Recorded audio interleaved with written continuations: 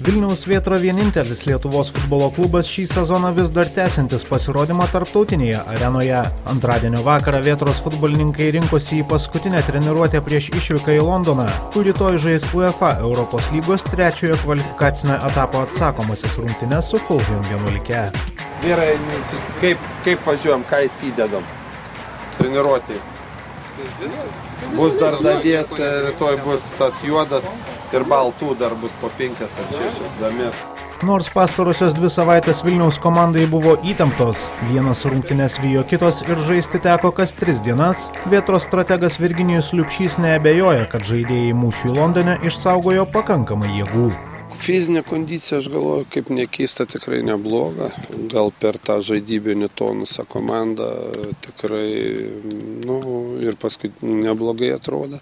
Ir paskutinės rungtynės su Gargždais ypatingai antrą kėlinį buvo geras judėjimas mūsų ir tikrai aš galvoju, kad komanda judėjo gerai. Kad ir kaip sunku, kad ir kaip kas 2-3 dienas žaistumėm, tačiau judėjo gerai. Daug žaidžiam, tai manau, kad futbolistams turėtų būti naudoti geriau, nes vis tiek ir gaunama forma geresnė, kaip kas 3-4 dienas varžybos.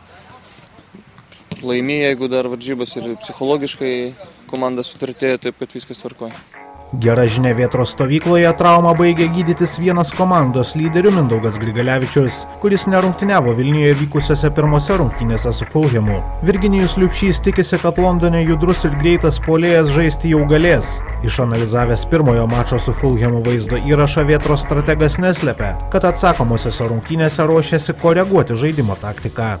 Pabandysim truputėlį sulošti, susispaus daugiau vidury. Gal truputėlį atiduoti kraštus daugiau, kad mes galėtumėm vidury parimti kontrolę. Nors prieš savaitę Vilniuje Fulhamas pademonstravo aukštesnį meistriškumą ir iškovojo įtikinamą pergalę, Vėtros futbolininkai rytoj Londone nenusiteikia būti patrankų mėsa. Komanda ruošiasi garbingai pasipriešinti 7. pagal pajėgumą Premier lygos klubui ir pakovoti dėl lygiųjų. Rezervai, aš manau, visada yra pas kiekvieną žaidėją. Reikia tik tos rezervus įspausti, ko galima daugiau, o ne visada ir priklauso nuo tų rezervų. Kaip susiklostys aplinkybės, daug yra faktorių, kad būtų geresnis rezultatas, bet stengsimės padaryti, kas įmanoma iš mūsų. Ir koks rezultatas tenkintų patį? Manau, nepralošti. Šiemet abidvi išvykas tikrai žaidėm geriau negu namų rungtynės. Tai nėra ko prarasti vyram, nėra kažko tai...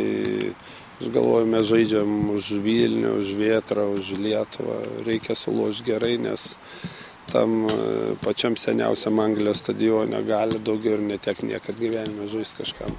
Vėtros futbolininkai tikisi Londone sulaukti didelio palaikymo. Prognozuojama, kad į Craven Cottage stadioną susirinks ne mažiau lietuvių nei buvo pirmose rungtynėse Vilniuje.